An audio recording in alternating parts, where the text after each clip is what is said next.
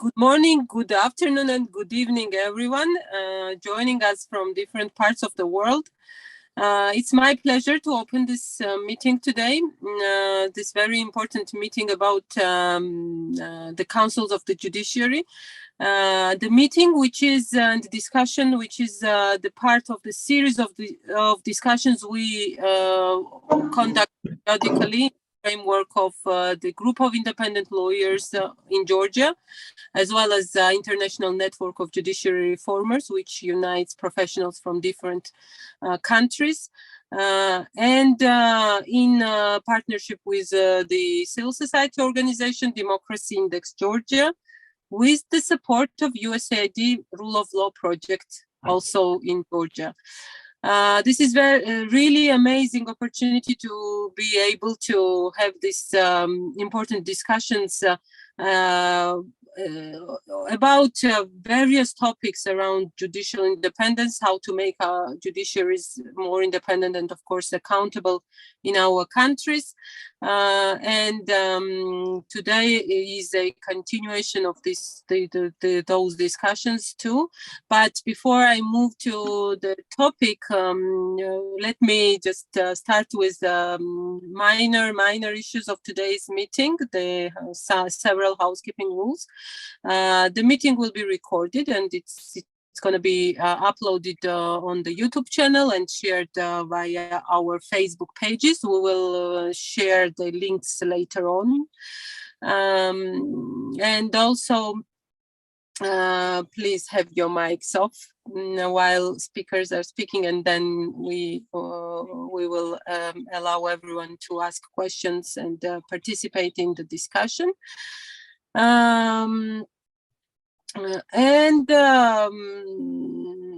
to move to the topic. Today's topic, as I mentioned, is Judiciary Council, and more particularly, it's about non-judge members of the councils. As you might know, the judicial councils are now very widespread in Europe, especially in Eastern European countries in transitional democracies, as an alternative to the judicial administration by executives. So the main goal initially was to depoliticize the judiciary by creating these independent collegial bodies, self-governing bodies of the judiciary.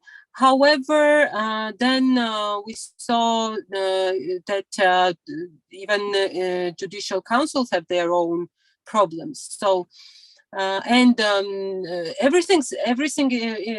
really started from judges in majority in the councils, and this is our today's main concern and topic of discussion.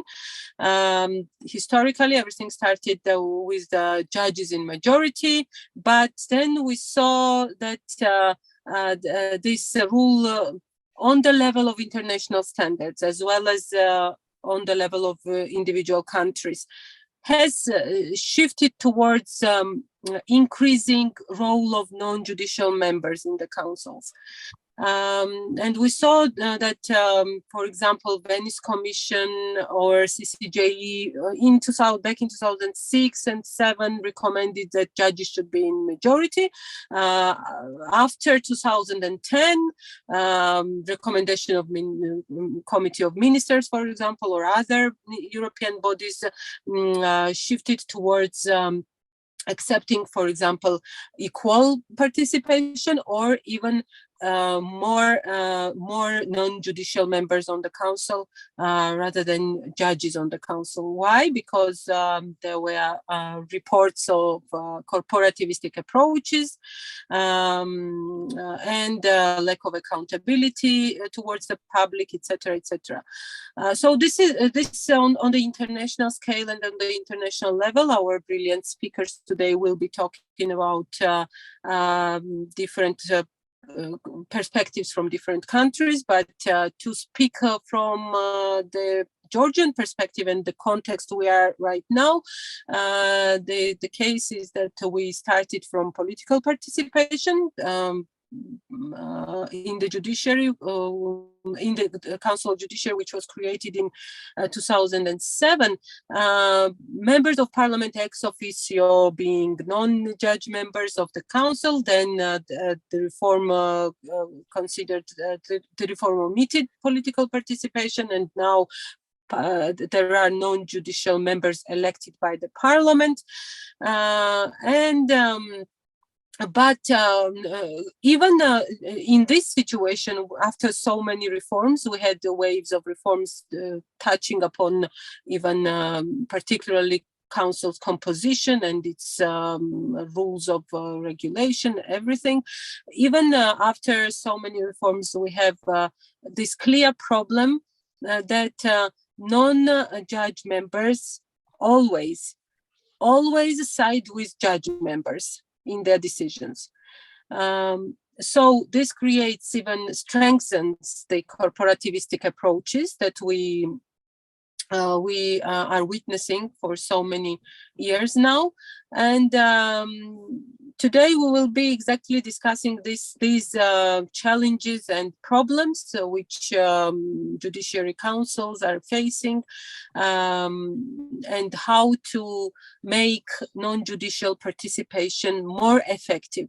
Because the countries went through all the models of so-called executive governing judiciary, then judicial councils with political participation, and now without political participation, trying to increase role of non-judge members. So what is the solution, and how can we make non-judicial participation even more meaningful, so that those concerns which are related to politicization and corporativism in the judiciary are addressed? Let me introduce our first speaker, and I would say leading speaker of today's discussion, Łukasz Bojarski.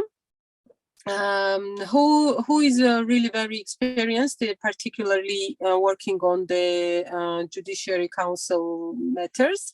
And please, Łukasz, the floor is yours, and please start with your component. Thank you very much, Reka. I assume somebody will will screen my presentation, yes?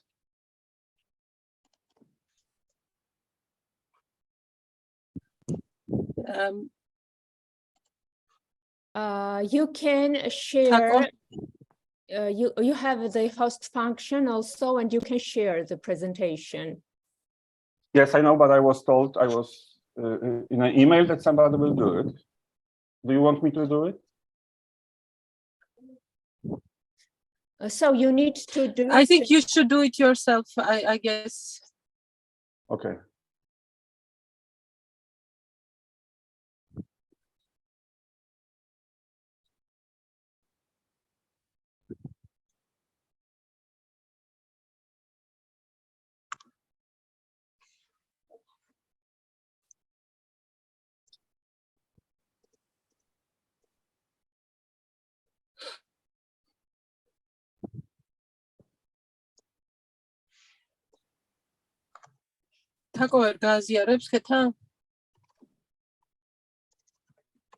If it's a problem, maybe Keta will do it.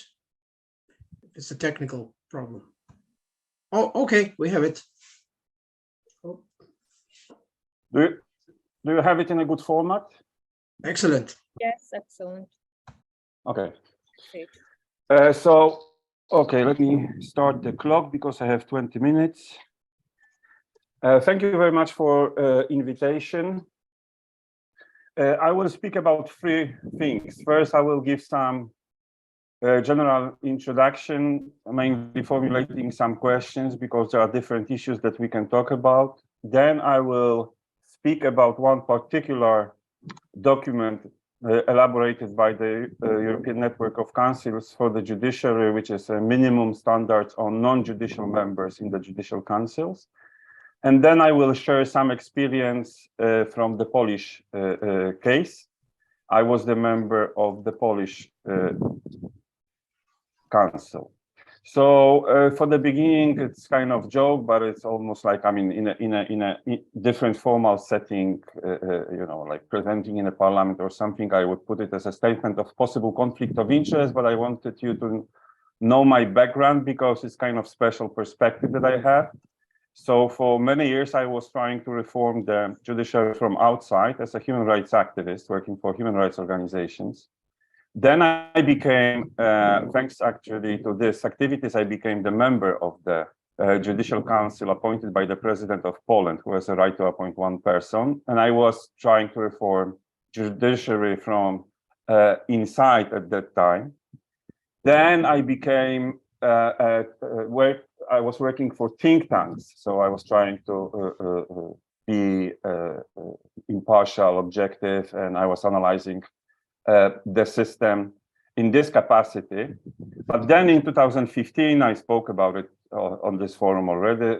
Some time ago, there was a big attack on judiciary in Poland, and a number of people, including like think tank experts, academics, and etc., had to make a decision whether to go to streets and to defend democracy, to defend liberal values or not. And in a way, we became, number of us, we became freedom fighters, both taking part or even organizing manifestations, but also building a strategy of judicial resistance. So, for example, I was the co-founder of the initiative that is called Justice Defense Committee, and members of this initiatives are both judges and from the judicial judges associations and civil society organizations. And since 2019, I became an academic working at the University of Oslo in the project Judges Under Stress. The project has ended at the end of January, but I'm still finalizing works on my PhD devoted to judicial resistance in general. So I have this kind of experience that I can also share with you. So what are the basic questions? In a way, Eka already gave this introduction, because when talking about Judicial Council, we are talking about different things. There are different councils in the world and in Europe as well. They have different roles, they have different competences. For example, if you go to the web page of the European Network of Judicial Council, you can find there this book. I'm showing it to you right now. It's a guide to the European Network of Councils for the Judiciary. It's also online, and it includes the fact sheets. Fact sheets, so very short kind of summary information about particular organs, institutions, bodies in different countries, be it National Council of the Judiciary, be it court administration. The names are different. In Ireland, it would be court service, for example. So we have to remember that when we are talking about these issues, we are talking, in fact, about different institutions with different competencies and different roles. Quite often, this is constitutional body, state body, but the question is it a judicial body? Many judges would like to see it as a kind of judicial body, as a kind of body representing the judge's point of view. Is it the case? This is the question, because if we look at the composition of the bodies, and the composition is mixed, and it includes representatives of different powers, not just judiciary, but also legislative, executive. Is it the judicial body? So those are the issues that we have to have in mind, that we are talking about different institutions with different roles and different competences. Those competences are usually safeguarding of the judicial independence. They are related to the career of judges, often also prosecutors, because there are judicial councils dealing with judges and prosecutors. In some countries, there are different councils for judges and different for prosecutors. So it's both appointment and promotion. It's also transfer. Some judicial bodies deal with judicial training, some with discipline, some with ethics, some with complaints. Usually they have some legislative powers, at least of opinionating of the legislative drafts. Sometimes they exercise external control on the functioning of the judiciary. So sometimes they have more competences and stronger position. Also, the status of decisions of those bodies differs.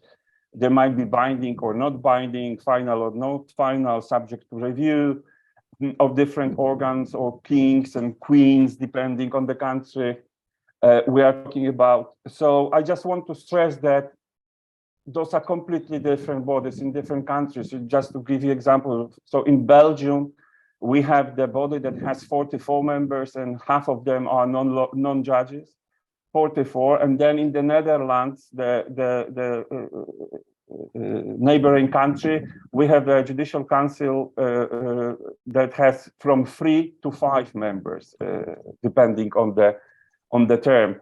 And it might be only judges or it might be judges and somebody else. So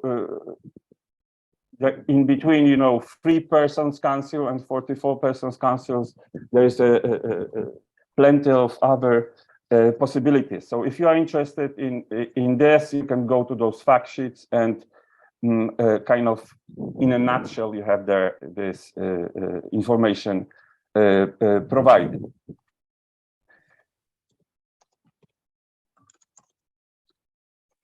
Of course, depending on the competences, the influence of those judicial councils on the issues like judicial independence, accountability is different.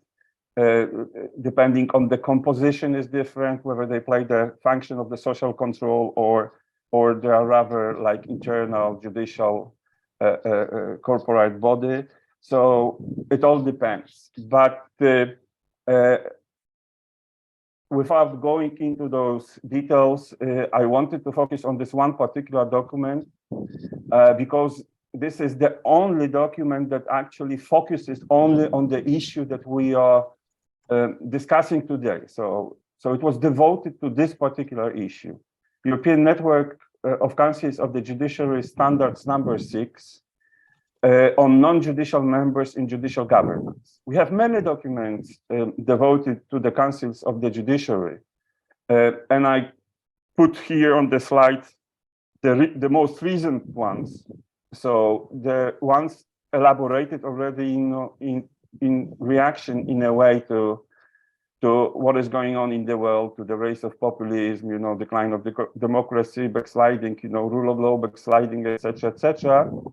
Both NCJ and CCJE at the end of the 2021 elaborated their documents. Those are much longer documents, like one is 13, second is 15 pages long, quite detailed. But this one that I'm gonna focus on, I chose for a couple of reasons. Because this is the really short one, and includes, standards grouped in 5 points. And it's devoted to the non-judicial members. So they're very much the subject of our today's discussion.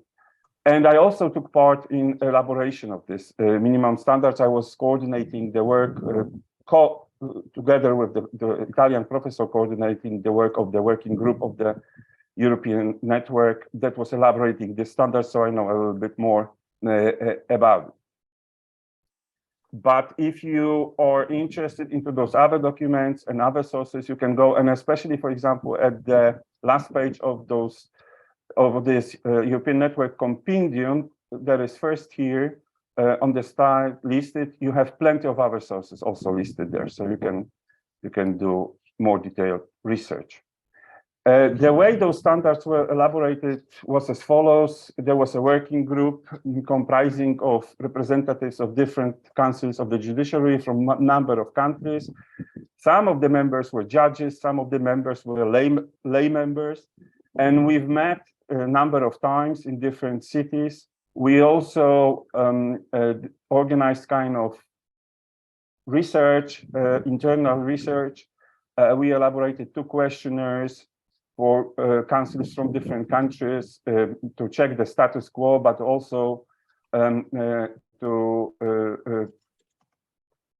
check the opinions of members of judicial councils, both judges and non-judges regarding the participation of non-judicial members. And it helped us to elaborate this, the standards.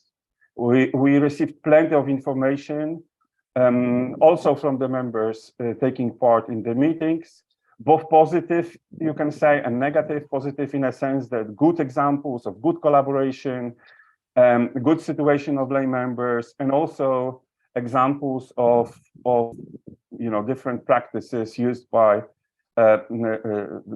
judges members to kind of dominate the non-judges members.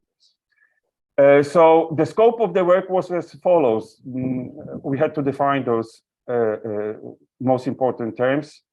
So non-judicial members are individuals who are not judges or prosecutors participating in judicial councils and other relevant bodies. Now, originally, the title of this minimum standards was the civil society representatives, but we decided to change it since not all of them are representing civil society.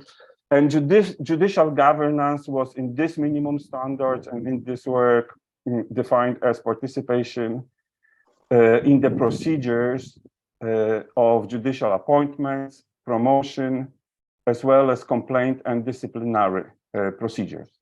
So sometimes those are the competences of judicial councils, sometimes those are the competences of different state bodies.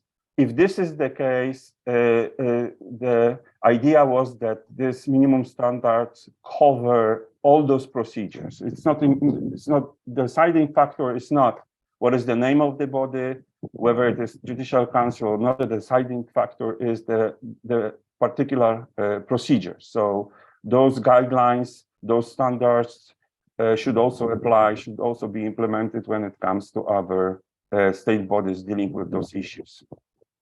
Standards have 5 points only, so it's quite short. And briefly, I will present them to you. When it comes to the composition, like I was also already mentioning, the kind of development in the recent years of this problem. And in this case of these standards, first of all, the network decided, because those minimum standards were adopted actually during the General Assembly of Network in Warsaw in 2016. So first of all, it has to include non-judicial members of diverse origin. And at that point, the decision was made that they should constitute at least 1/3 of members of the Judicial Council or other relevant bodies. Their process of selection and appointment should be merit-based and transparent, and it should involve civil society. If done politically, it should be based on the qualified majorities. The persons appointed or elected, depending on the procedure, should have a high moral standing, but also it should be based on their skills and experience.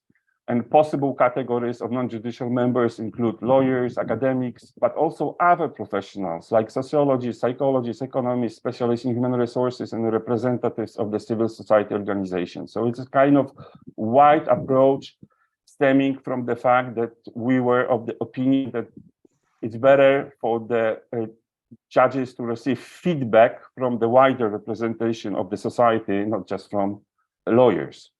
And they should not be politicians. This is quite hard standard. So according to this minimum standards, Minister of Justice should not be a member.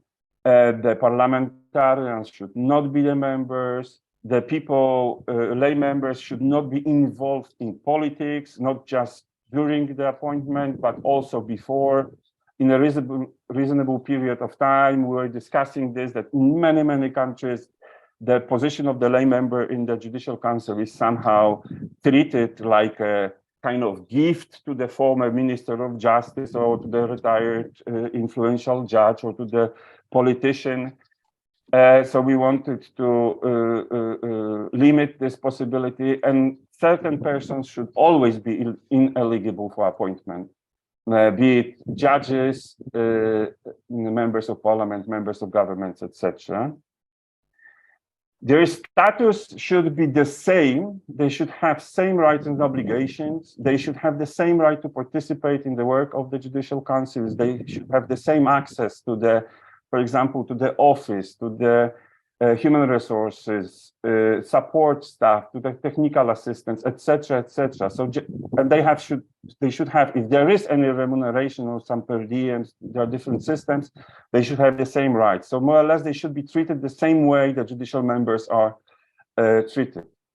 And they should be bound by the same rules of conduct. Of course, in case of judges, there's always part that relates to their judicial function, but generally speaking, I don't want to go into details here. There should be some ethical rules according to which we could evaluate the performance of those lay members.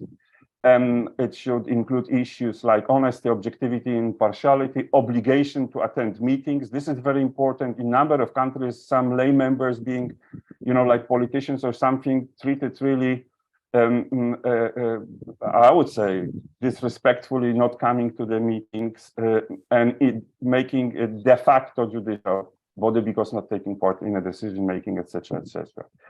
So those are the rules. We can discuss about the details. Those are based on the experience of different people from different countries. What is my own experience? In Poland, there are no lay members as described by the minimum standards. So the Polish situation is not compatible with the standards. We have judges, parliamentarians, Minister of Justice, and the only person actually that could be a lay person, could represent a civil society or something, is a person appointed by the President of the Republic, who has a right to appoint one person. And actually in the history of the council, it happened only once, and it was my case, that somebody from outside the system was appointed. In other cases, this person was also usually the previous Minister of Justice or the judge or not really somebody from outside. So those standards are not compatible. But when it comes to my personal experience, I can say that as a representative of the civil society, I was treated really at the beginning, especially really with the reserve. The Polish body, as you can see, is kind of platform of cooperation or forum for collaboration for judges and non-judges, representatives of the first and second powers, because it's Minister of Justice, but it's also parliamentarians from both houses of the parliament. But in fact, when observing the work of the Judicial Council, you could definitely say that it was mostly kind of body treated as a judicial body representing judiciary, because there's no central representation of judiciary in Poland any other. So this Judicial Council was treated by judges like this, and they've learned and they knew and managed to have kind of different ways and procedures and techniques, I would even say, to dominate those who were not judges members or to exclude their influence. There is no time to talk about details now, but this is the case. And this was really a conservative body with many kind of bad habits. So, for example, I've called it once when it comes to the appointment of judges and promotion, that without CV and interview, that to become a judge, this is the only job in the world that you can get, and it's a life appointment without CV and interview. When I came to the council, the candidates were not obliged to provide their CV, and there was no interview with them organized by the Judicial Council. The Judicial Council was kind of almost like a secret body. Oh, my time is over, so just a couple of last sentences. The council was not really communicating with the society. The visibility was very small. So when the judiciary was attacked, actually many people didn't realize that there is such an institution like Judicial Council.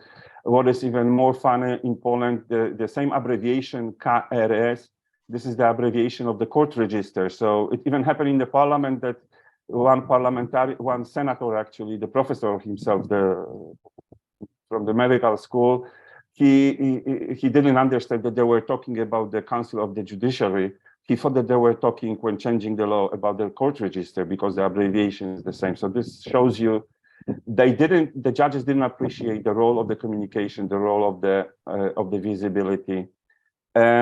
They didn't really participate in the public debate. They had a quite hostile attitude towards civil society and different initiatives, both research initiatives and advocacy initiatives. They were not that open to taking part in a public debate, etc., etc. And they were really focused on this mirage of self-sufficiency, that, you know, there are important constitutional body, they should be treated with respect, and it has its consequences. So this civil society, treated as an enemy, became actually the defender of the judiciary when it was attacked by the real enemy. But I have to also say, finishing, that there were some changes over the years, and I witnessed them. A number of them I influenced. So when I was leaving the council, there was already an obligation to provide CV. There was already, in most cases, there was interview. There was much developed the media strategies, etc., etc. So it was possible to work with some members, some judges who were much more open to changes, and together with their support, to slowly, unfortunately slowly, but to change the reality of the system. But when the real attack became, this is a quotation, real quotation from the Minister of Justice. On the left side, you have the meeting of the Council of the Judiciary, and during the meeting, the members of the council asked the Minister of Justice, who is ex officio member of the council, what kind of reform is the ministry preparing? Maybe you could draw at least some directions, because the ministry was declaring that there is a very serious reform going on, but didn't share any details with this constitutional body responsible for this. And the answer of the minister during the meeting of the council was, the reforms are going to be deep and fundamental, nothing else. But when the same minister was on TV, public TV program, he said, the reform is ready, but it will be announced only after solving the problem with the Constitutional Tribunal. So this shows you the way the council was treated by the politicians, and same time, the citizens who were treated by the judges before as controversial, at least maybe not enemies, but controversial, were the ones that decided to defend judiciary. And this is a famous photo with the notice projected on the building of the Supreme Court. This is our court, and the protest of people that lasted for almost 2 weeks in July 2017 in the defense of the Supreme Court and other courts in Poland, and hundreds of thousands of people took part in it. So I wanted to finish with this, giving this social perspective, that the way the non-judicial members are collaborating with judges members of the council has really serious consequences. And it's not something that should be treated by judges as limiting their power. It's in fact something that helps them to communicate with the society, to have authority in the society, to have trust, etc., etc. So it should be seen in such a way. Thank you. Thank you, Lukasz. Thank you very much. I will refrain myself from asking questions. Just will say some remarks. It's very interesting perspective you demonstrated right now. Polish example could be regarded as what could happen with the Judiciary Council, which is not cooperating with the public, is ruled by judges in majority, And this de facto judicial body is really very good definition of what we have seen in Georgia as well. When judicial council is operating according only to the decisions of judges on the council or not convening. For example, there were periods in time when judicial council was, as you mentioned, invisible, not convening at all. So the public participation, to see public participation as a defense for the judiciary, right? Something like that. One more legitimacy to non-judicial participation in the council would be important to mention. Thank you, Lukasz. Now I turn to our next speaker, David Kosar, a representative from Czechia. David is the head of the Constitutional Law Department in Masaryk University, Faculty of Law, and also experienced particularly in working on the judicial self-governance matters. I think David will have really very interesting presentation for us, particularly touching on the issue of this corporativism and relations between judges and non-judges on the judicial councils. Please, David, the floor is yours. Thank you very much. I am trying to upload my PowerPoint as well. Just let me know if you can see it. Yes, we can see. Okay, wonderful. Okay, so thank you very much, Lukasz, for this introduction. You have touched on almost all crucial issues. I will try to add a couple of my thoughts and perhaps spark some discussion on certain points. I'm pretty aware of the fact that the standards you presented are sort of a compromise that reflects diverse experiences from a different set of countries. So it is, of course, not one size fits all solution, and there is a need of certain flexibility. So first of all, I would like to stress one thing at the beginning, that for me, non-judges are somewhat slightly different term. I understand that in these minimum standards, when the Mediterranean and the southern context, includes prosecutors, for many of us, prosecutors are actually non-judges. And I guess in the post-Soviet and post-communist sectors, it's crucial. I would also say that non-judges are not necessarily lay judges, because if you have the president of the bar, I wouldn't call him a lay person. And there's also some grayish area apart from the prosecutors in those countries where they are not considered as magistrat, the members of the judiciary in the broad sense, but also part-time judges, retired judges, and so forth. So we are discussing judicial councils here. But I think, especially when you are, I guess, watching the news, what's going on in Israel, India, and elsewhere, similar debates are being made regarding judicial appointments commissions as well, for instance, where, in Israel, there are, bar representatives, and you can see how can they get politicized, and they are also accused of siding with either judges or politicians, depending on who selects these bar representatives. So we can see that it's tricky, and I'll get to that later, that adding non-judges on judicial self-governance bodies does not necessarily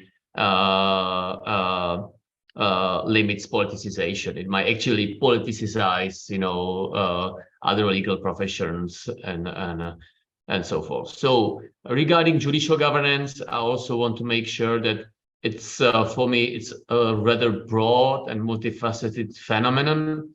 Quite often we are discussing primarily, the issues of selection, appointment, promotion, these, issues concerning judicial career. But as Lukasz rightly stressed, judicial councils quite often have powers also in other areas, even though sometimes shared with judicial academies and other bodies. But I would like to stress that there are other dimensions, such as digital part of judicial governance, ethical part of judicial governance, informational part, and so forth. And there might be different bodies in several countries who are in control of those issues. So it also informs, depending on the powers of judicial councils, what kind of non-judges we want to have on the judicial council, depending on their expertise.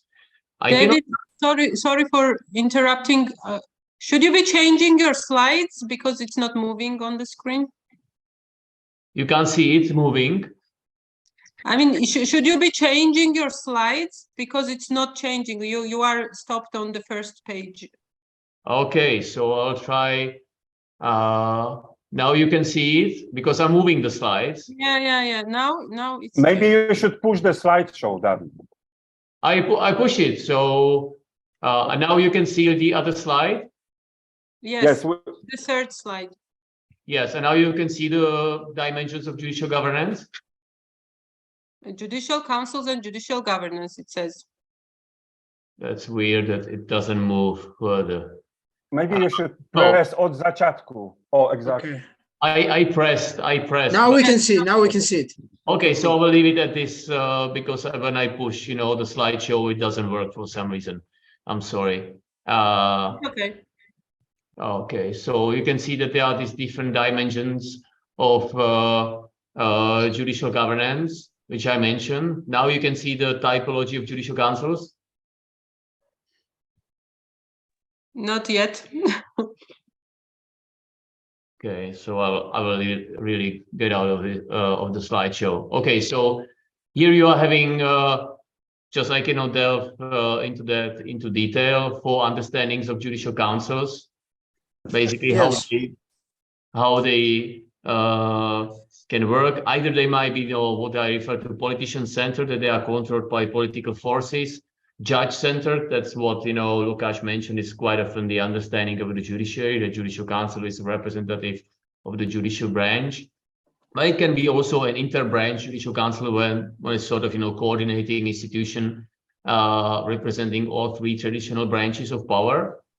That goes against the recommendation of European bodies, because here judges surely do not have majority or parity. Or it can be a post-branch or post-partisan institution when judicial council acts as an impartial third that does not represent any branch, and it's not even a coordinating institution. So where both politicians and judges are in a minority, presided by non-judge, and there is significant membership of non-judges. Again, going against the European standards, but it should be taken on board as well, because we are not discussing judicial councils only in Council of Europe setting. And the thing is that what's the role of non-judges in the, I would say, what I would refer partisan models, and in by partisan model, I mean both the politician-centered and judge-centered model. I mean, the non-judges, they are surely in the minority. Sometimes they are not even present, or they are very few. So, well, they might be, bystanders, rubber stampers of decisions made by the representatives of other branch.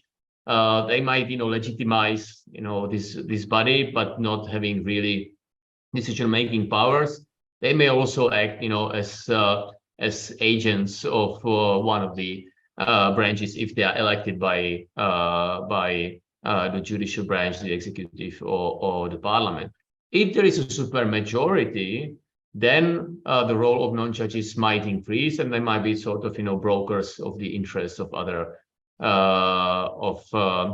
other branches. In inter-branch model, that's typical. There are non-judges. If they are present, they are brokers between different branches. And well, in the post-branch model, there are trustees having independent will and key decision-making power. So we just need to think about this role of non-judges. The other question is why we want to have them on judicial councils. And sometimes this is I would say, underemphasized, because everybody is saying that we want to prevent corporativism. Well, in the end, we don't know whether that means that whether we means that end, and we should probably have some, positive justification why we want to have them. So they might be, again, different justifications, either democratic legitimacy or democratic accountability check. That's, politicians. We might want to have a professional accountability check by other legal professions and law professors who bring in the view of other law practitioners and academia. And again, I wouldn't call it sort of, lay members, because they are usually lawyers of very high standing. Then there is a civil society check by NGOs and civil society in the broad sense. We might want to have an input on fourth branch institutions, such as ombudspersons, audit office, anti-corruption bodies in certain countries like Romania and elsewhere, human rights bodies and so forth. But we also might want to have expertise, and here we call the dimensions of judicial governance. We might want to have HR specialists, IT specialists, and all sorts of experts Lukasz already mentioned, so I will not rehash that. But that's something we need to think about. Now coming to the major challenges of judicial councils and non-judges on judicial councils. I think that, quite often we are between a rock and a hard place, rock being politicization and a hard place being corporativism. But my point is that if you bring in non-judges on judicial councils or other bodies, the politicization does not necessarily disappear. Just the channels might change, like in Italy, where politicization of the judiciary takes place via judicial associations that have their representatives on the judicial self-governance bodies, and each judicial association is sort of tied to some political party, or it can be done via court presidents, such as in Slovakia and elsewhere. So be careful that introducing non-judges does not necessarily meet that end. And again, look at Israel, and you can see that the barristers, the bar representatives, are heavily politicized on the Judicial Appointments Commission, and there is no way out of it. Corporativism, I think there is no need to explain. I think that the big issue is also a gridlock, ineffectiveness, that may lead to paralyzed judicial council that is not able to decide. And actually supermajorities, which is a typical solution provided by the supranational standards, can actually make it even more likely. And so far, somewhat, sideline issue is diversity, gender representation, intersectionality, and so forth, because right now we are primarily dealing with the, let's say, traditional rule of law values, which is the danger of politicization. Then the new public management issues such as effectiveness, transparency, and accountability, which is the response to corporativism and gridlock, and the diversity is somewhat sidelined. So here are the points of potential disagreement. Number of non-judges. I think that having just 1/3 of non-judges on judicial councils, if there is another branch that is having a majority, might not be enough. I understand that the standards, developed from something, but as we already know, there are these, voting blocks, and non-judges can be easily overvoted either by judges or by politicians, and then the question is, why do we have them? So what non-judges, again, depends on the competencies of judicial councils, existing constitutional organs. In many countries, for instance, ombudspersons are quite helpful, but they do not exist necessarily in all the countries, and in some of the countries they don't have constitutional rank, and sometimes even a legal tradition might be a factor, because, for instance, again, in post-Soviet sector or post-communist sector, it's kind of tricky to have general prosecutor or prosecutors in general as members of Judicial Council. While in Italy or France, it's quite common. Who selects non-judges? Again, we are trying to get rid of politicians, MPs, members of government, and so forth. But the trick is that, as I said, politicization does not disappear, and sometimes perhaps it's better to have, clear political members of Judicial Council and know about them and have them tempered by the opposition, rather than, trying to hide the politicization, and which makes it even more difficult to fight. That brings me to the question of politicians on judicial councils. I'm not so sure whether, MPs should not be there, even the Minister of Justice or representative of the Minister of Justice, because they have a lot of expertise, a lot of information, and they can, bring it back, to their political parties, serve as sort of interlocutors, defenders of judicial independence. If you look at Slovakia, for instance, under Lucia Žitňanská and other ministers, and Pavel might talk about it later, actually the politicians were the savior of the judiciary.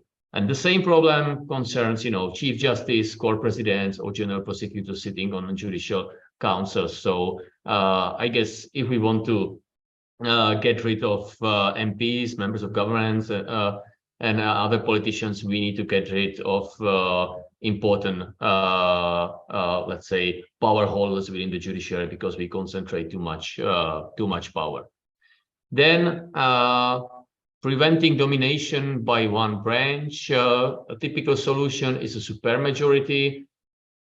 But again, I think I would like to problematize it. We can see that anti-gridlock mechanisms do not necessarily work. So if there is no supermajority, there is just a simple majority in the second ballot vote. We know that in Poland it did not really work, and Prawo i Sprawiedliwość, Law and Justice, managed to push for their members anyways.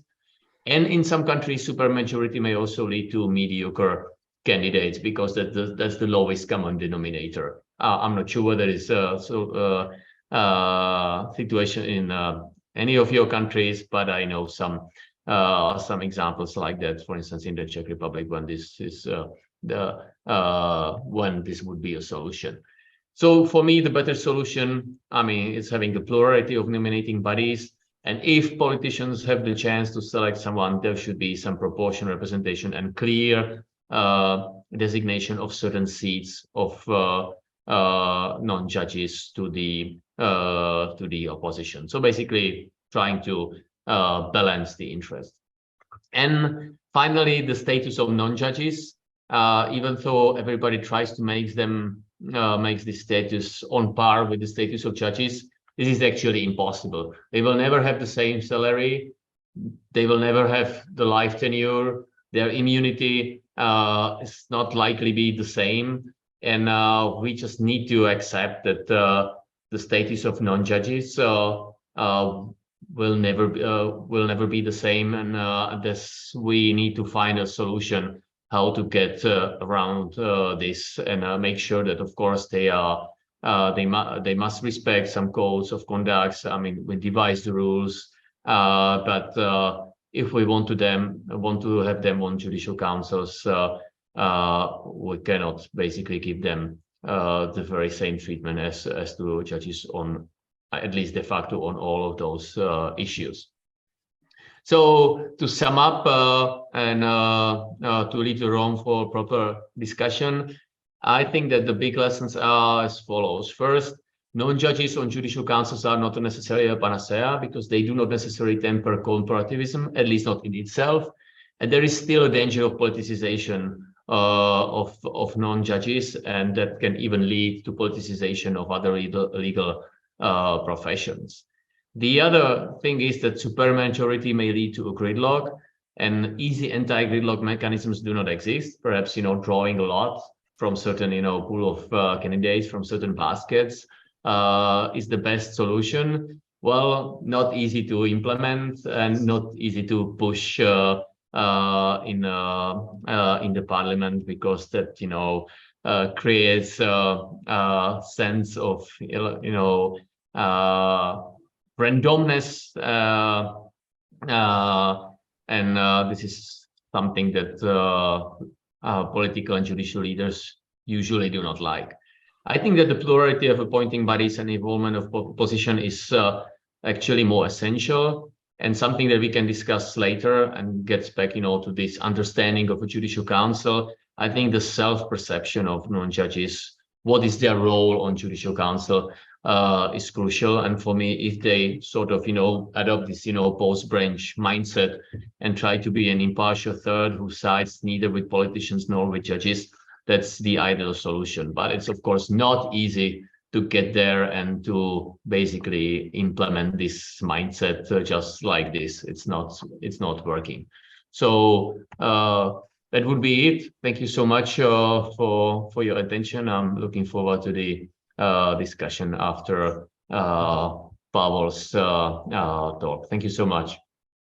Thank you, David. Thank you very much. It's very interesting to once again to remind us to look at the composition of non-judicial participation in a more broader sense, because we regard from Georgian perspective, we regard non-judge members, taking into account our previous history of having politicians on the council and then omitting them from the council.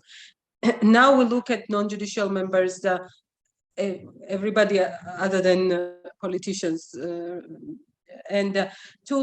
so what you suggest is to introduce even more plurality on the non-judicial side of the composition of the councils. So it's interesting and something to think about. Thank you again. Now we turn to our next speaker, Pavel Zelincik, Slovakia. Pavel is a member of the Judicial Council of Slovak Republic, and as he mentions himself, he has been a member of the council in a very turbulent period for the country and for the judiciary. So he will speak about his experience himself. So let's turn to him. Please, Pavel, the floor is yours.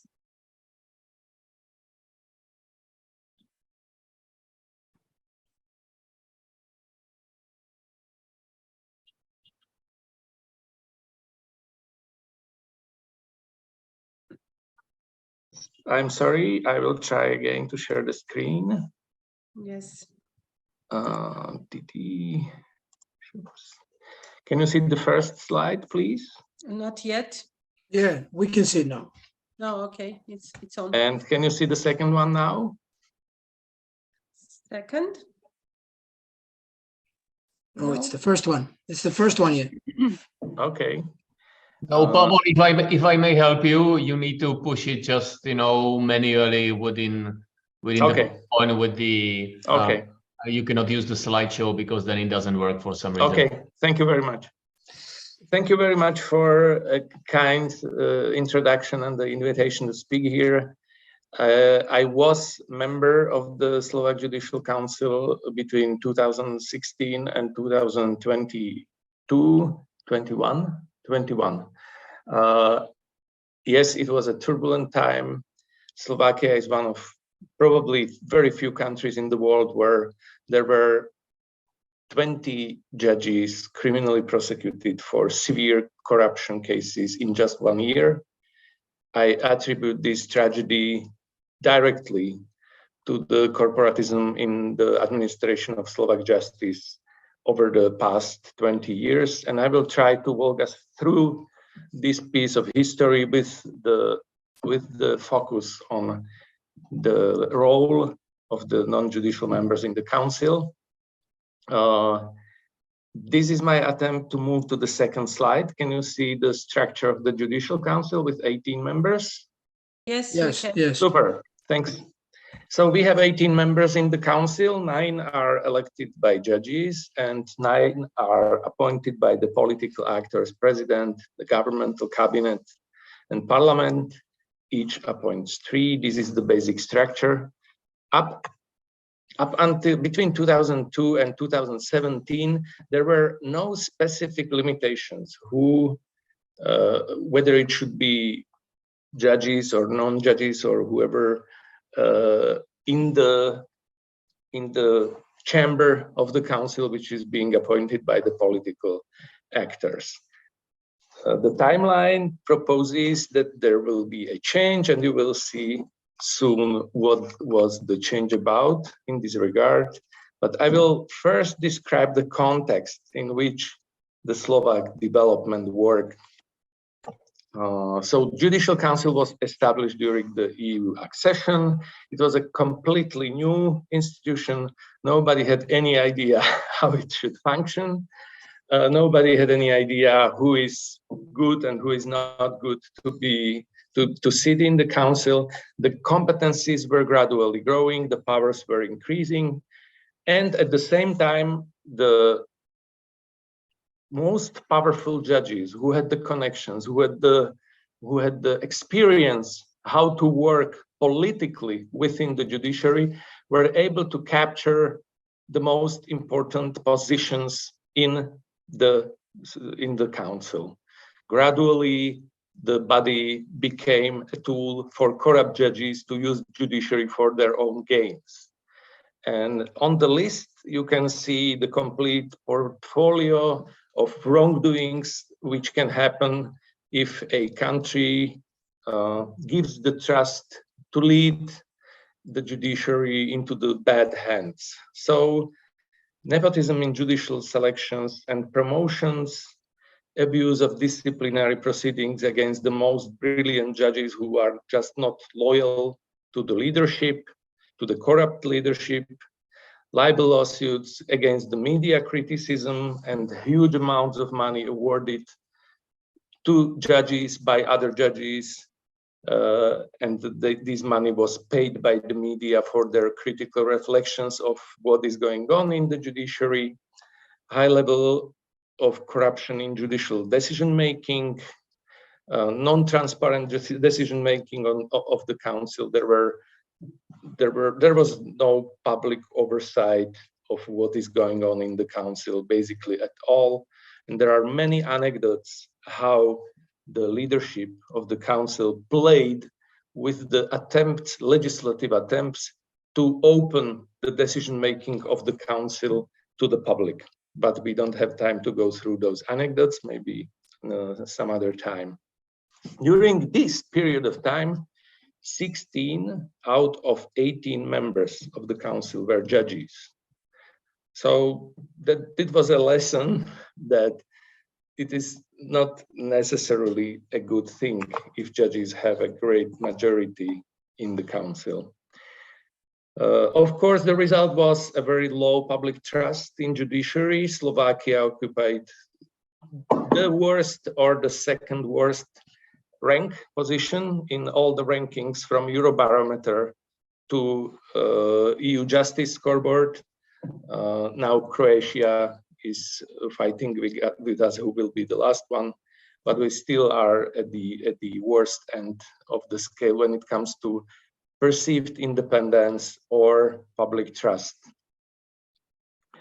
Now, there were some attempts to do something about it, and it is true that in Slovakia, corporativism was identified as one of the major drivers of the tragedy. So the government decided that maybe there is a time for change, and in 2017, as you see in the lower part of the slide, the rule was introduced that as a rule, non-judges shall be appointed in the chamber of the council, which is appointed by President, Parliament, and Cabinet. This legislation was immediately brought to Constitutional Court by the chairman of the Judicial Council, claiming, and this can be interesting, claiming that, okay, there are 9 judges, 9 members of the council elected by judges. The new legislation said the second part, the second 9 should, as a rule, be non-judges. And the basic argument of the constitutional complaint was that this legislation discriminates against judges because they will not be or have more difficult position in getting to the second chamber. I'm not going into very detailed elaboration. If you don't understand the argument, that's fine. I didn't understand it as well because it didn't have any logic.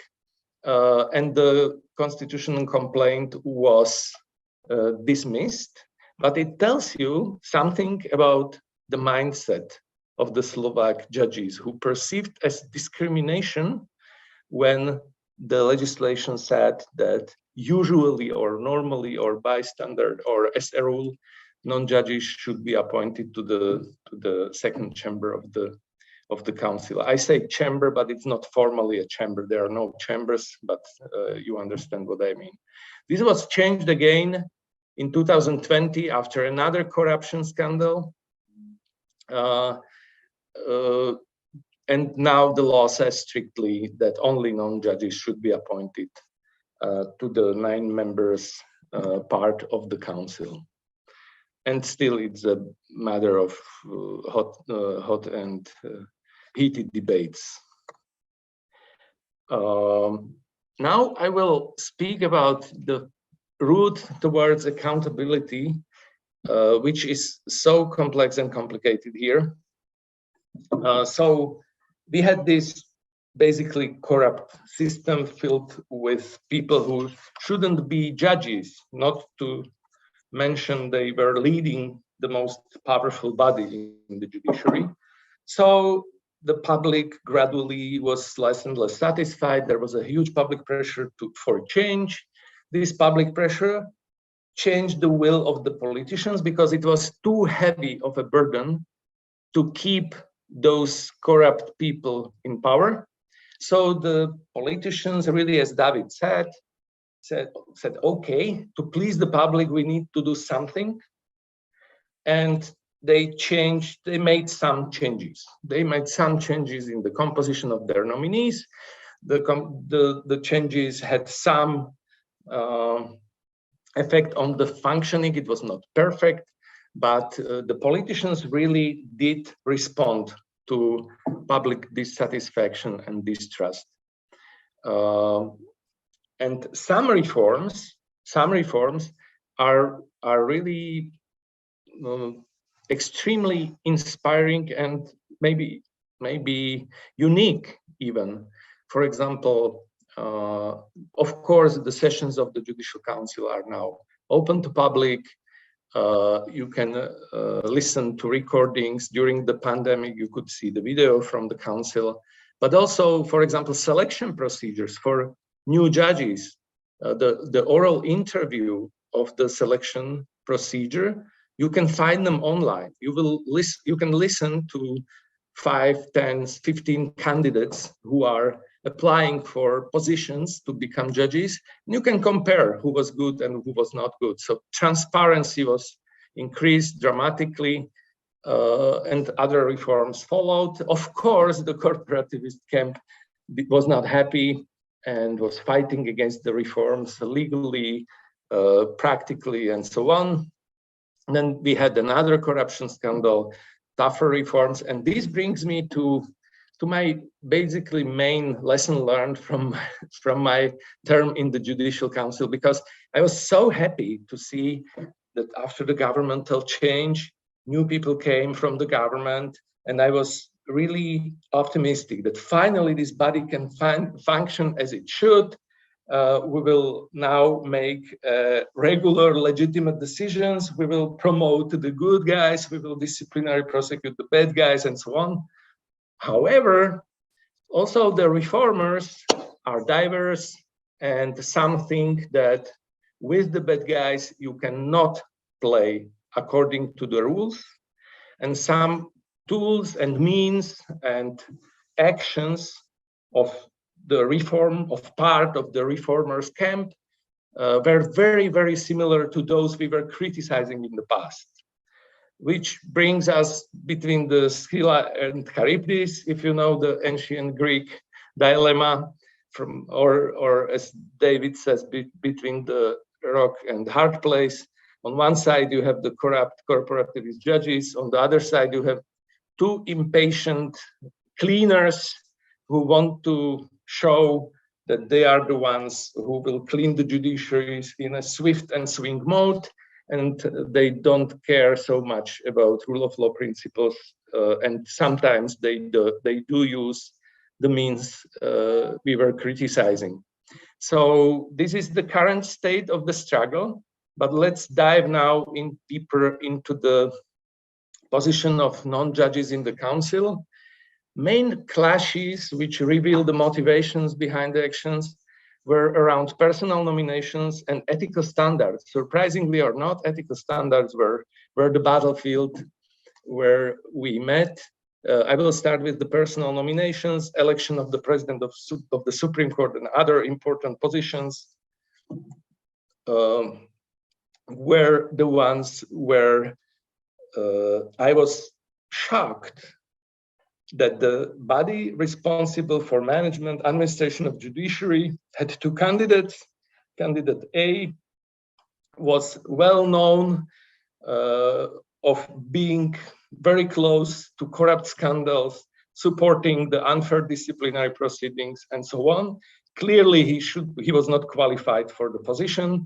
You had candidate B, who was brilliant, international experience, strong integrity, and because the vote was secret, the result was that candidate A, the corrupt one, won. And I was always amazed that this is possible. Now I understand that it's normal in such setting. It should be changed, but it happens. There was a situation when I did my personal fight was following another unsuccessful election of the Supreme Court president. The Supreme Court at the time had no chairman. The vice chairman was in jail because she was prosecuted for corruption. And there was no leadership at the Supreme Court. And we had a decent, good candidate, but the corporatist part of the Judicial Council didn't want him. They were hoping for somebody from their own blood group, from their own clan. So they didn't elect him. And I was so angry that I proposed, because the sessions were broadcasted, so I proposed that now we are in a position to really show the public that we do care how the most important court in the country operates, and we should change the way how we vote. It should not be secret vote, it should be a public vote, so everybody can see how did we vote actually, who did what, who made what decision, and to be accountable for our actions. And because the public pressure was still quite strong, I was surprisingly successful that the Judicial Council supported the proposal that yes, we will send a memorandum to the Minister of Justice that during the next amendment to the law on Judicial Council, we want to change this. And to the shock of all, including me, this really was successful because the minister wanted to show that he's doing good things. So in less than a month, I think, we had this change that the vote was public also on personal matters. Now, I am completely aware that this is a complex issue. It's not an easy one. The secret vote has its legitimate and good benefits for the freedom of the one who makes the decision. But in Slovakia at that time, I was absolutely certain that if we don't open this type of decision making, the personal nominations, we will end up badly. So it was successful. I'm very happy about it. And we can maybe during the discussion talk about under what circumstances this is a good idea and under what this is not. As of now, I think that it helped dramatically. And at the end, I will summarize some lessons learned. I won't dive deeply into the ethical standards battle. It's clear that judges wanted to have, let's say, more possibilities to be in touch with lawyers, attorneys, law firms. And because of the widespread corruption, we were thinking maybe it's time to make the rules, ethical rules, when it comes to impartiality, more strict and more clear and more precise, and not be as flexible and vague as we were. And this was another battlefield. But because of the time, I move on. Means to eliminate the impact of non-judges. Of course, I was not welcomed in the body, as Lukáš said. My feeling was very similar. The ways how to eliminate a non-judge in the council are of three kinds, or I have experienced these three. The first is status/administrative. Lay members were volunteers. We did not get any payment. For 4 years out of the 5-year term, I was working for free. I only had the right to have my travel costs reimbursed, nothing else. Of course, the judges had their salary, and they could also have the workload decreased if they were members. So we were volunteers. All sorts of petty situations when non-judges got the old computers while judges got the new computers were to show you are not welcome, but you can handle that. Informally, there were informal talks and also articles spreading the news that the non-judges are political appointees to destroy the judicial independence and so on. So sometimes you again felt like, ooh, you are not really welcome in this environment, but as I already said, you can handle that.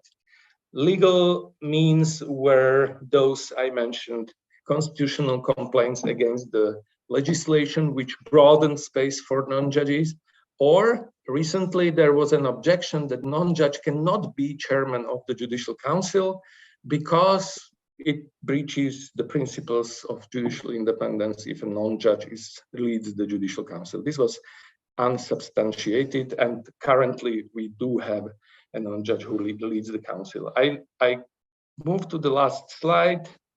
So how to overcome these? How to overcome these struggles? My proposal, this is not a conceptualized set of conclusions. This is just my reflection. I think transparency helps.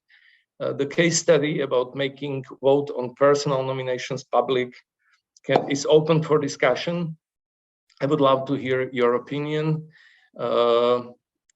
Allies and gaining support is absolutely the most important thing one can do if he or she happens to become a member of the council, because it is not binary. Also, the bad guys are on the scale. Some are really hardcore bad, but with some you can at least talk. And if they see that you have good arguments, that you don't cheat, that you don't use the means you criticize, sometimes, and over time more and more even, they may join you in some votes. So that's how I was successful in opening the vote to public vote when it comes to personal nominations. And the most important is step by step building the culture, standards, and traditions, because I'm not surprised Slovakia ended up so badly, because we didn't have any tradition or professional standards in the lawyers community how things should operate. We are just on the learning curve, and we need to continue to define the standards and define the ethical principles and define the borders which determine where the judge is on a safe ground, when he or she should be aware of some risks, and where is the no-go zone. When it comes to judges and members of the council, be it judicial or non-judicial members, making those rules more and more precise helps over time. This is all from me. Thank you very much.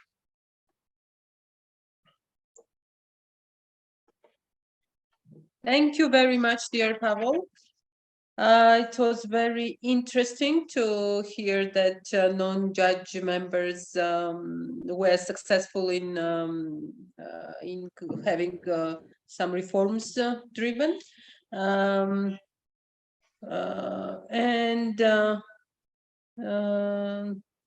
Yes, it's again very interesting. What was the major driving force that made possible those reforms? We can discuss this later on during the discussion. Now, since we're done with the presentations, and if Lukasz does not want to reflect, maybe you want to reflect, then we move to discussion part, question and answers. I think we should go to the discussion. Okay. Great possibility for everybody to. For discussion, there will be some rules. Please raise your hand using the relevant button on your screen. If that does not work, then write in the comment. We will be looking at the comments as well. So who is first? I can see Kacha's hand raised. Please, Kacha. Hello, everybody. Thank you. Yourself, Yeah, my name is Kacha Tsikarishvili. I am a member of the group of independent lawyers and also part of the network. And I really want to thank everyone for participating in today's discussion. I heard very much for this academic, particularly want to thank for the academic presentations from the speakers, from Lukasz, from David, from Pavel. This is, this is something, I mean, you never expire the subject. There is always something to discover. And my questions will be based from the Georgian reality. And I want to make some, I want to raise questions which are also important for Georgian reality. So as Eka mentioned, we had a problem of corporativism. We have a problem of corporativism here in Georgia. Currently, there are 5 vacancies in our parliament, in our Judiciary Council. There are 5 vacancies, and they are not elected for about a year, because the parliament, it is very difficult to reach a political consensus in the parliament. You need 90 votes. And the governing party does not have 90 votes. They need votes from the opposition. So the 5 members have not been elected because of the lack of political consensus. These 5 members have not been elected for just about a year and a half. Currently, we have only 10 members in the Judiciary Council. 1 member is appointed from the president, and the 9 members are judges. This was just one word about the reality Georgian situation. But my question is this. Do you have a situation in Slovakia when judges and non-judges, they have a secret alliance, some kind of a secret alliance about taking a control package, about controlling all decisions of High Council of Justice? For example, if you need 10 votes, and if you have judges and non-judges who get into a secret alliance, and they can have a deal with each other, so they obtain this control package. In Georgia, for example, the control package is 9 votes, and you may have in Georgia, you may have a secret agreement between the government and between the influential group of judges about this control package. So the government is going to appoint a member which is going to be loyal to the group of judges, to the judicial clan. So if the government appoints at least 1 member who is loyal to the judicial clan, they have a control package, and control package is 10 votes. So the remaining votes, they just don't matter. It does not matter because 10 votes is necessary. 10 votes is enough for taking any decision, appointing a judge, dismissing a judge, promoting a judge, transferring a judge. This is enough. So basically, if you have a secret alliance between the government and the judicial clan, then the situation becomes very problematic because they are controlling everything in the High Council of Justice, and remaining votes, they don't really matter. They don't really matter. This was my question, and later I will probably also have another question, but this is my question right now. Thank you. Thank you, Kaha. If we don't have any other questions for now, then we can move to answer. Yes, who would be willing to answer the question? I can start. Okay. It's more complex, Kaha. Yes, there is a 10 votes necessary for any decision, but it doesn't mean at all that the remaining 8 are whatever, useless. It's also true that before all these reforms and before all these corruption scandals and public pressure, the composition of the council was binary. There were corporatists, there were 14 of them, and reformers, there were 4 of them. And we lost everything, right? We only won not votes which were not substantial.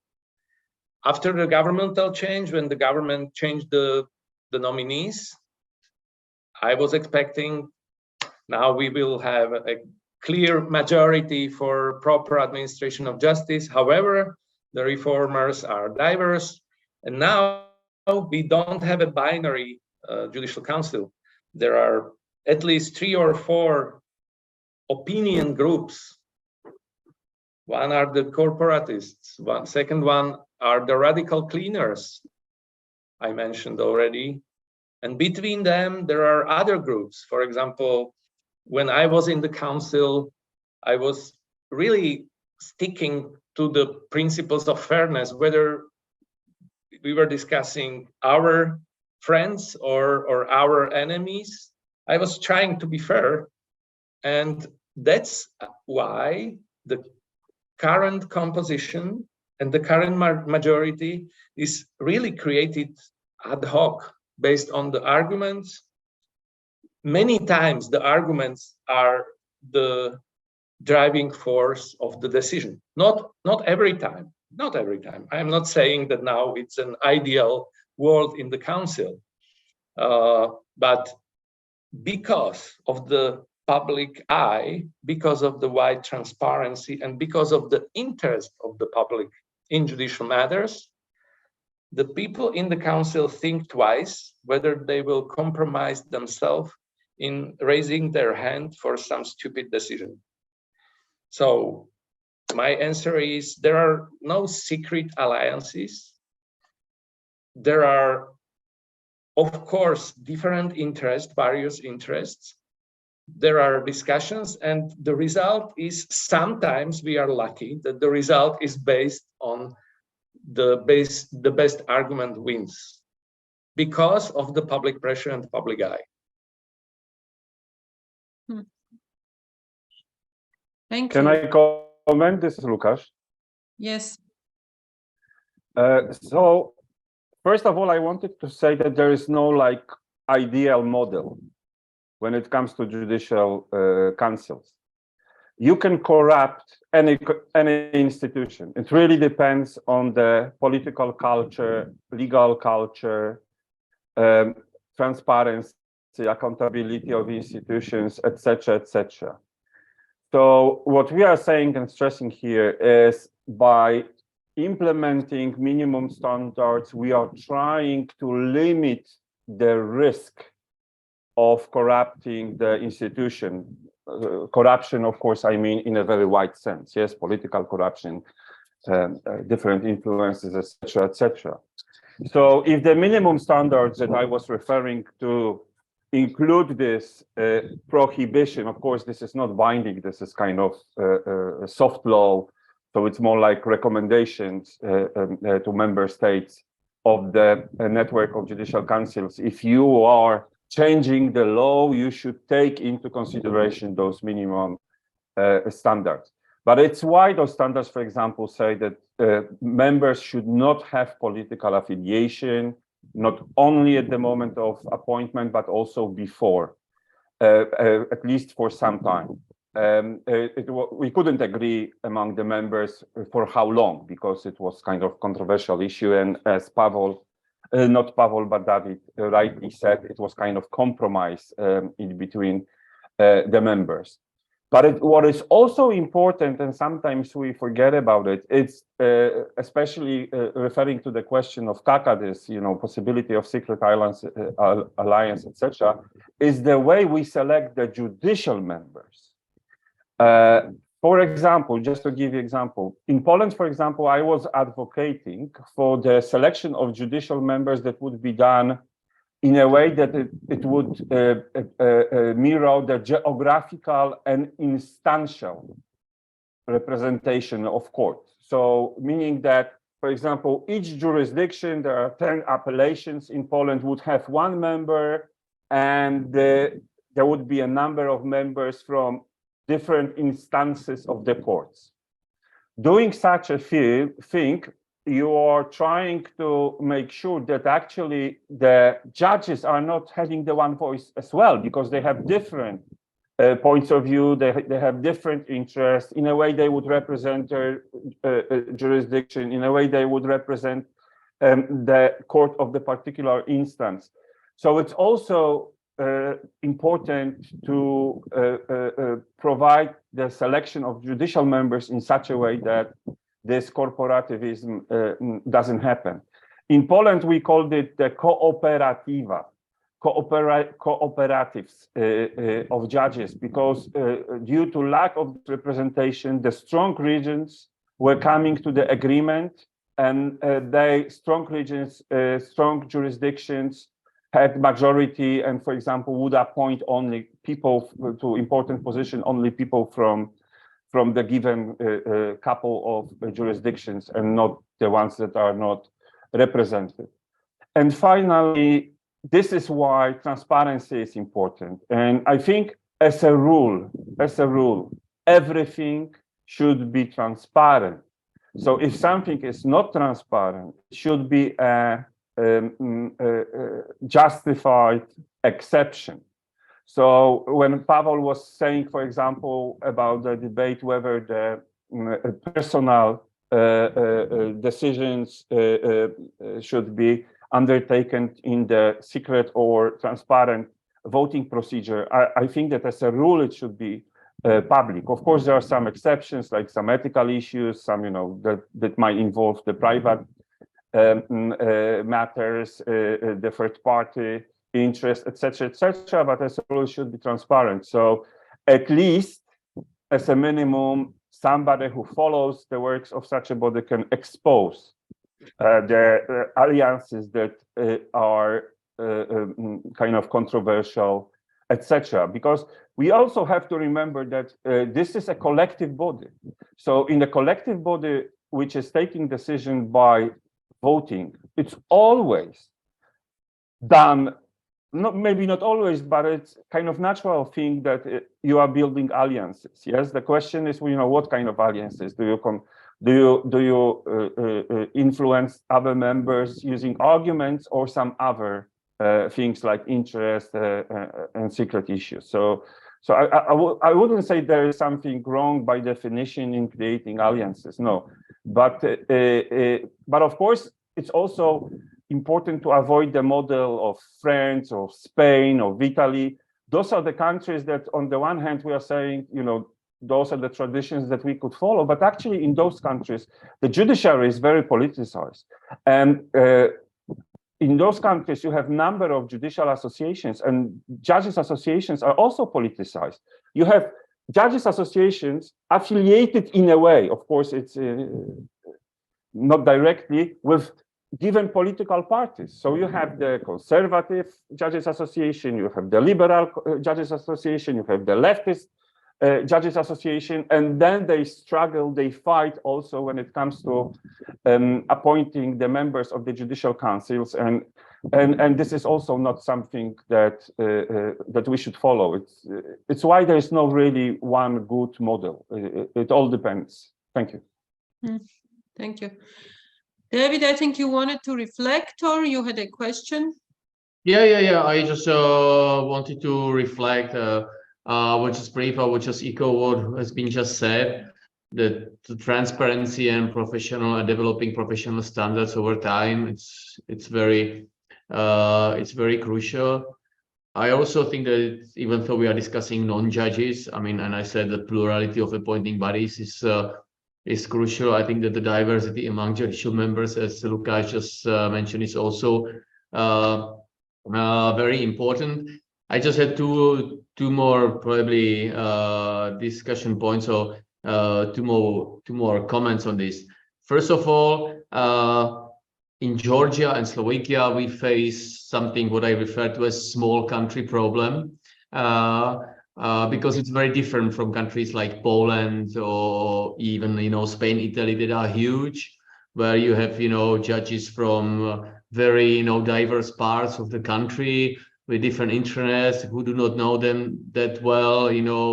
Nepotism and family ties is reduced significantly, and I guess in Georgia and Slovakia this is really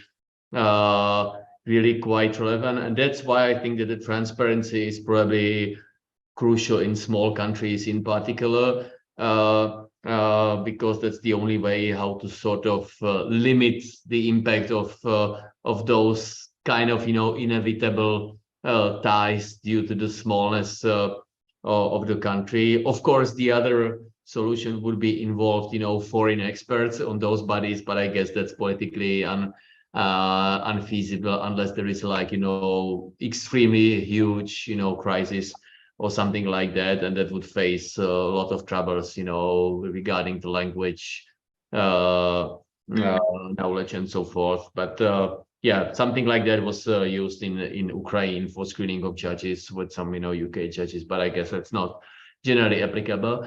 And then one more thing, it seems like that the selection of Supreme Court presidents or maybe Supreme Court judges that raises peculiar issues, and one potential way how to, let's say, diffuse the impact of one body or something like that, we might again have a look at some other countries like the United Kingdom, where there is a special ad hoc committee for selecting Supreme Court judges, where non-judge presides, non-judges have a majority, and it's separate from the decision-making of Judicial Appointments Commission that are separate for Scotland, separate from Northern Ireland, and separate for England and Wales. And there is a peculiar process. But again, I'm not so sure whether you can have so many different procedures in such small country, but in certain countries that might be a solution how to get out of these voting blocks. But yeah, developing professional standards takes time. Thank you, David. Keta has a question. Please, Keta. Thank you, Eka. Thank you, Mr. David, Mr. Lukáš, and Mr. Pavel for your excellent presentation. Keta Japaridze, the board member of CSO Democracy Index Georgia and representative of our network. Also, I want to thank every member of our network for their contribution and their participation in the work of network. My question is somehow I will continue the question of Kaha, the role of non-judges in the council in the decision making is very problematic in Georgia because it is minimal. Only one non-judicial vote is enough to make any decision. And so there was the suggestion from the oppositional parties and also civil society to introduce as so-called two-thirds majority rule, which means that to make a decision, the council needs two-thirds support of judge members and two-thirds support of non-judge members. If you know about this rule, if you have experience about different countries which have such kind of rule, and what do you think about this proposal? And also I'm interested in what are the decisions that the council cannot make without non-judges? So what decisions will be blocked? And also it will be interesting with the manner of putting an issue on the agenda by non-judge members and raising the issue. So how do they play the important role in the activities of the council? Thank you, Keta. Who would be willing to respond?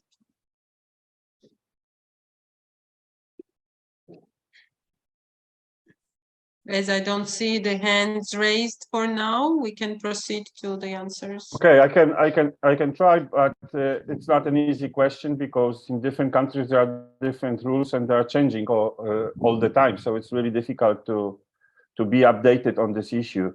So I would refer to this rather as an idea in general, not quoting the particular solutions in particular countries. But from the work on the minimum standards, I remember that it was a quite important issue. And it's why in the standards, we included this element that non-judges should be involved in all procedures, in all decision-making procedures, and in all bodies created by the judicial councils. So, for example, if the judicial council is appointing members of some kind of subcommittee or some commission to develop draft solution for something, or for example, a team to do initial screening of the candidates for the judicial post, etc., etc. Any kind of activity of judicial council should include the non-judicial members. That is the philosophy behind the minimum rules. Clearly, to avoid the situation that declaratively we have non-judicial members, but in fact, some stuff is done only by judicial members. So if you go into those rules and you read them also with some explanation part that was published by the European Council's network of judicial councils, you will see that this was an important element. Also, when it comes to the presiding functions, for many judges in some countries, it is really, it would be really shocking to have a non-judge as a president of the council. And in the minimum standards, we were going into direction that non-judges should have the same rights and possibility to become the member of the presidium, to become the president, etc., etc. So the direction is like this: to make sure that non-judges have important role to play. But of course, this all reflects the general question. I mean, why do we have a National Council of the Judiciary? What is its role in a society? And then from this role follow competences, and then from competences follow human resources to implement those competences. So when I'm listening to you talking about, you know, the secret alliances and kind of assumption that all judges speak with one voice, that it's like it's kind of against the idea of judicial council, because judicial council is not a club, private club of judges. Judicial council is not a trade union of judges, as some judges would like to see it. Judicial council is a state body, often constitutional body, that is responsible for what is responsible in a given case. So if we are driven by these arguments and this philosophy, then we can think about members of the Judicial Council as members with the individual voice, and not two antagonistic groups. It shouldn't be like this, that all judges speak with one voice and imagine all non-judges are speaking in the second voice. If this is the situation, that means that judges members don't understand their role in this organ, or they are being appointed in the wrong way, etc., etc. This should be body for the public debate, discussion, and making decisions within the competences based on the discussion, based on the exchange of arguments, in a transparent manner. And when it comes to this majority that just reacting to your questions, to your question directly, as I said before, there's no ideal model, and you can corrupt any institution. So this philosophy is much more important than practical technical solutions, because in a way you answered your question yourself by saying that you have 5 vacancies. You have 5 vacancies exactly because of the introducing of rule of the qualified majority in the parliament, and then they cannot come to the conclusion. So imagine the same happens in the Judicial Council. So at least if you are introducing this kind of solutions like a qualified majority, which generally I like, but for this you need a culture, the legal culture, yes? It's not a bad rule, it's a good rule. Coming to the agreement, it's a good rule. But at least you should have some mechanism in place to overcome the situation when there's a clash, lack of, you know, to have some kind of solution, you know, that after some kind of votings, you come back to other decision, or there should be, I mean, it shouldn't be left like this, because then you can have, like we had, you know, with the constitutional courts in number of countries for many years, number of seats in the courts were not taken, people were not appointed because there was a lack of agreement in the political bodies responsible for this appointment. So, but generally coming to the idea of qualified majority is not a bad thing. However, we have to remember what political and legal culture we have in our country, because if we want to be the avant-garde and, you know, the first body that introduces the qualified majority, and in practice, it's impossible to reach this kind of agreement, then it doesn't make any sense. So it's difficult to answer, like, is it good or not? It all depends really on the context and this culture that I'm referring to all the time. Thank you. I will give the floor to David. I think he wants to reflect, and then to Maya Kopaleshvili wants to, I guess, raise a question or opinion. Please, and then Kaha, to you again.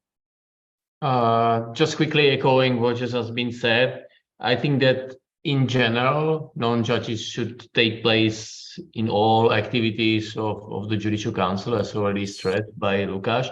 But I can imagine that there are certain minor areas where I guess only judges or potentially other members of other legal professions can take part. For instance, if the Judicial Council nominates persons for a judicial exam, then of course I can understand that, well, someone who does not have a legal background cannot, you know, be the examiner at the judicial exam or something like that.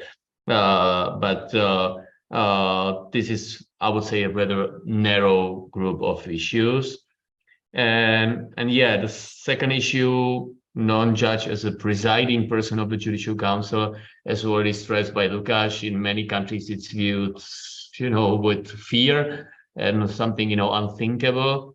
But I guess, you know, there has been a move into that direction in the UK and elsewhere, also in some, you know, in some other Nordic countries. And and even the Benelux. So it very much depends on the changing, perception and self-perception of And judicial. also maybe for the specific functions that the presiding person has according to the law. Yeah, of What course. what functions do we grant to? It all depends. But I can tell you that, for instance, in many countries, it's also unthinkable that the ombudsperson would not be a lawyer.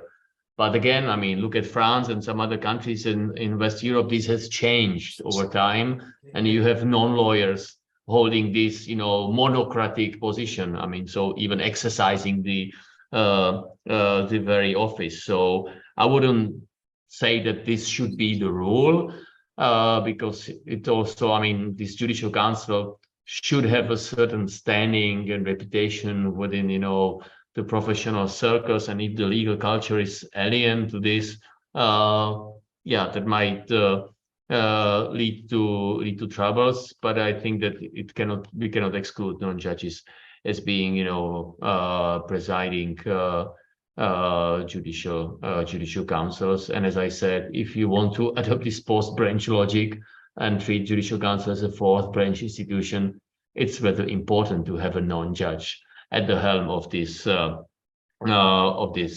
body, but you have to get there incrementally, probably.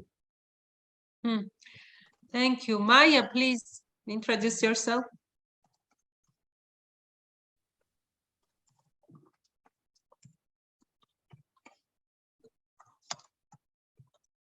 დიდი მადლობა პირველ რიგში მოწვევისათვის, დიდი მადლობა საინტერესო ღონისძიების გამართვისათვის ორგანიზატორებს.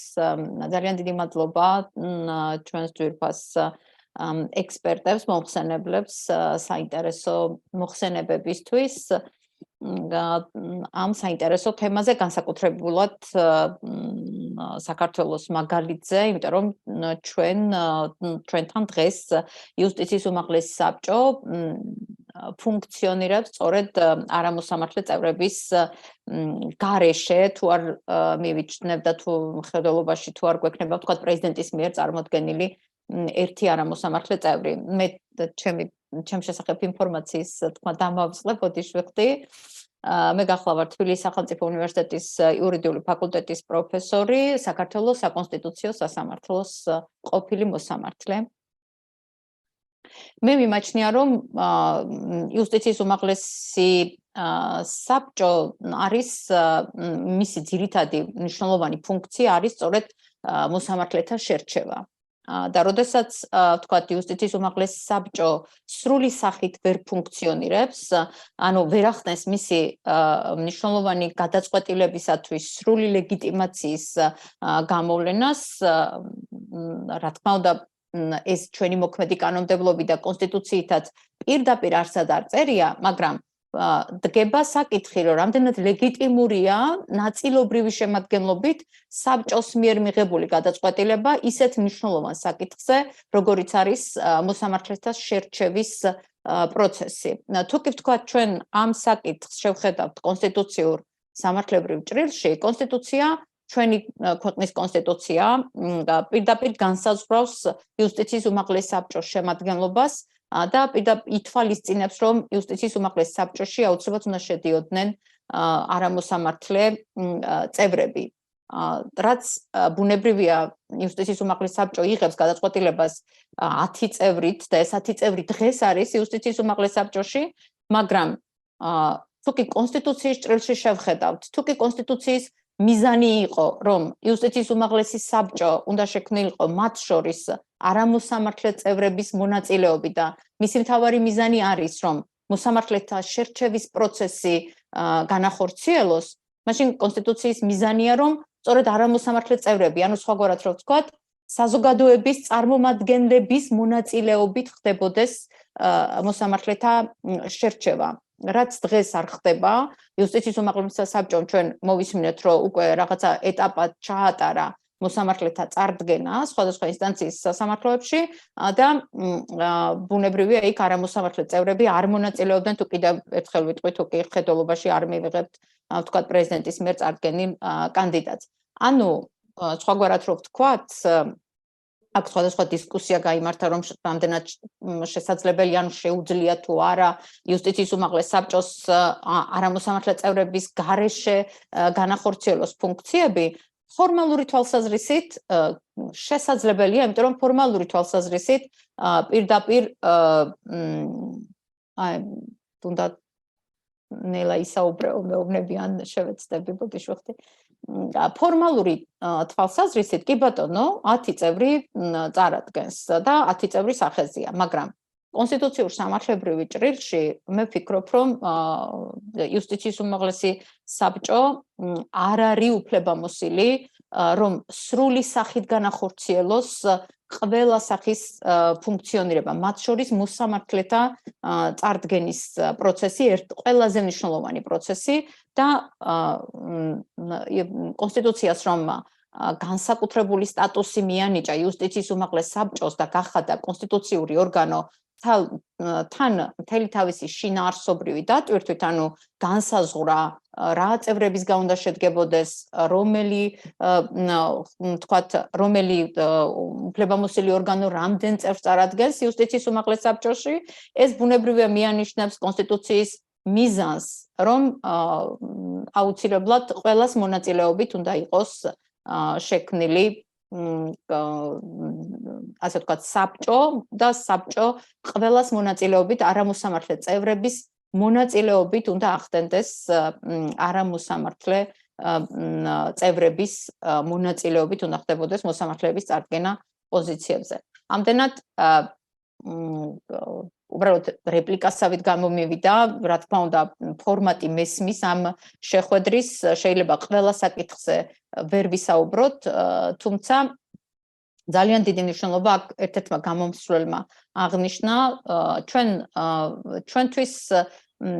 არ აგვაქვს დიდი ტრადიციები ჩვენ ქვეყანას ამ თვალსაზრისით, რასაც ქვია არამოსამართლე წევრების მონაწილეობით იუსტიციის უმაღლეს საბჭოს ფუნქციონირება, მათ შორის მოსამართლეთა დანიშვნის პროცესში და პირველივე პრობლემას შევეჯახეთ ახლა, როდესაც არ გვყავს ეს არამოსამართლე წევრები საბჭოში და მიუხედავად ამისა ხდება მაინც მოსამართლეთა განწესება თანამდებობებზე. ანუ ჩვენ არ გვაქვს ტრადიციები, ბევრი რამე შეიძლება პირდაპირ კანონით არ იმართება, მაგრამ ძალიან დიდი მნიშვნელობა აქვს სამართლებრივ კულტურას და ტრადიციებს და აქ აღნიშნა ერთ-ერთმა ექსპერტმა სწორედ ამის შესახებ, რომ ჩვენ უნდა გავიაროთ რაღაცა მეტი, რომ ეს კულტურა, სამართლებრივი კულტურა და ტრადიციები ჩამოგვიყალიბდეს, მაგრამ ამასობაში ზარალდება თავად მნიშვნელოვანი სამართლებრივი პროცესი. ანუ ამასობაში ხდება ის, რომ მოსამართლეთა შერჩევა ხდება საზოგადოების ჩართულობის გარეშე, უშუალოდ სასამართლო ხელისუფლების მიერ და არა იმ მოდელის გათვალისწინებით, რომ თქვა საზოგადოებაც უნდა იყოს ჩართული იუსტიციის უმაღლეს საბჭოში, რასაც ემსახურება არამოსამართლე წევრების წარდგენა და მათი მონაწილეობის გარეშე ხდება.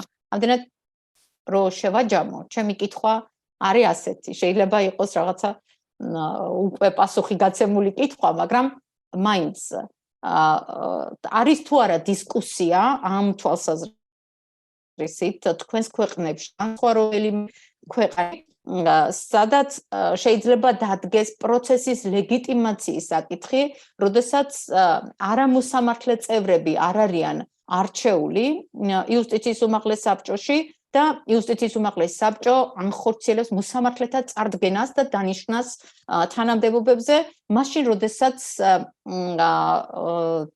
მისი მნიშვნელოვანი ფუნქცია იუსტიციის უმაღლეს საბჭოში, როგორც კოლეგიური ორგანოსი არის სწორედ მოსამართლეთა წარდგენა და კოლეგიური ორგანო მართალია ხმათა უმრავლესობით იღებს გადაწყვეტილებებს, მაგრამ მოსამართლის წარდგენის პროცესი არის თუ არა ის საკითხი, სადაც ფორმალური თვალსაზრისით შემადგენლობა მაინც უნდა იყოს სრულად წარმოდგენილი და მე იმ შემადგენლობიდან უნდა მოხდეს თუნდაც უმრავლესობით საკითხის გადაწყვეტა, მაგრამ შემადგენლობა, ანუ ორგანო სრული სახით უნდა არსებობდეს. ჩემის აზრით, ჩვენი კონსტიტუცია ამას ითვალისწინებს. არ ვიცი ხა დავის წარმოშობის შემთხვევაში რას იზამს საკონსტიტუციო სასამართლო, მაგრამ ჩემის აზრით კონსტიტუცია უყურებს ამას ერთიან ორგანიზმად, რომ ერთიანმა ორგანიზმმა სრული დაკომპლექტებით მიიღოს გადაწყვეტილება. აი, როგორ ფიქრობთ თქვენ? შეიძლება თუ არა და ყოფილა თუ არა მსჯელობა. I'm sorry, Maya, for interruption. David is leaving us. He has very legitimate reasons to leave a little bit earlier. We will be moving to the end slowly. But if David wants to reflect before he leaves, it's okay. And then we proceed and we'll be finishing very soon. Okay, thank you. Thank you very much for your discussion. I leave your time to your debate. So have a Q&A, and I don't want to take away more. Thank you again. Thank you very much to all of you. Bye-bye. Bye. So remember, it's a Fat Thursday. So regarding Maya's question about legitimacy of the councils where non-judge members are not presented at the time, if anyone wants to reflect on that, Kafa? Yeah, I just have one more comment, and maybe then we should let the speakers. Yes. Okay, the comment was about the situation in Georgia, and Lucas was also asking if you have a situation in Georgia that judges, they are thinking like one group of people who do not have different opinions. I know that's the type of situation we have in Georgia. And now, I would say, if we had a normal situation in Georgia, normal situation in politics, and normal situation in the judiciary, we wouldn't have these types of problems. For example, if we had a normal situation in parliament, we would not have a problem of selecting 5 members, 5 non-judge members for the period of 2 years, almost 1.5 years. Why? Because I think, even if you are a governing party, if you are a ruling party, or even if you are an opposition, what is your interest? What is your interest in the judiciary? Do you want judiciary to be independent? Yes. You want judiciary to be in the so why can you not come to the consensus about the candidate who should become a non-judge member of the High Council of Justice? If all the politicians in the parliament, they had a common interest in making judiciary independent and accountable, that would not be a problem. Consensus would not be a problem. But however, unfortunately, this is not the situation in parliament. In the parliament, the governing party, they want to have their allies in the High Council. They don't want independent people in the High Council of Justice. They want their allies. And that's the problem. If we had a normal situation in the judiciary, then we wouldn't have a problem of judicial supermajority, because you see, if the judges, they were electing independent candidates, and if there were several groups of interest groups in the judiciary, if there were several interest groups in the judiciary, we wouldn't have a big problem. However, in the judiciary, we do not have several interest groups who are participating in the High Council of Justice. The judges, most of the judges, they consider themselves as one family. If you look at the election of judicial member in the High Council of Justice, all the members in the conference of judges, everybody is voting for one person. There is only one candidate for membership of High Council of Justice in the judicial conferences, and everybody who is coming to the conference, everybody is voting for one person. So judges, I mean, majority of judges, at least 2/3 majority of judges, they consider themselves as one family who has to survive, one family who has to talk to the enemies, one family who has to talk to their friends, one family who has to promote their interest. So therefore, they speak with one voice. So what kind of situation we have finally? We have a situation where the governing party wants to control judiciary. And we have a situation where judges, they consider themselves as one family who wants to survive. And now we have an alliance between the government and between the family of judges. The alliance, the secret alliance between the government and the family of judges. That's why we have these problems of electing lay members, and that's why these problems of not having dissenting opinion in High Council of Justice. I just wanted to clarify, Georgia. Thank you very much, and thank you for your patience. Thank you, Kaha. Good clarification. Let's start with the Maya's question, maybe whoever will be willing to answer about Yes, the so I generally agree with Maya that constitutional body that should have 15 members and have 5 vacancies. It's not the same body as described by the Constitution. It's a different body. So, of course, the legitimization of the decision is an issue. Of course, we have to differentiate 2 situations. I mean, the formally speaking, you know, depending on the rules of the administrative law in the particular country. Probably according to the law and formally speaking, it is okay, yes. But from the more general perspective, there is something wrong, of course, with this situation. And one can definitely argue that this is not the body as projected by the Constitution. So I generally agree, but I wanted to, as a final thought, I wanted to say one thing, that we have to also differentiate, which is based on our discussion. We have to differentiate, let's make it black and white, however the life is more complicated, 2 situations. To give you extreme example, the situation that Pavel was describing in Slovakia, I would call it a revolutionary situation.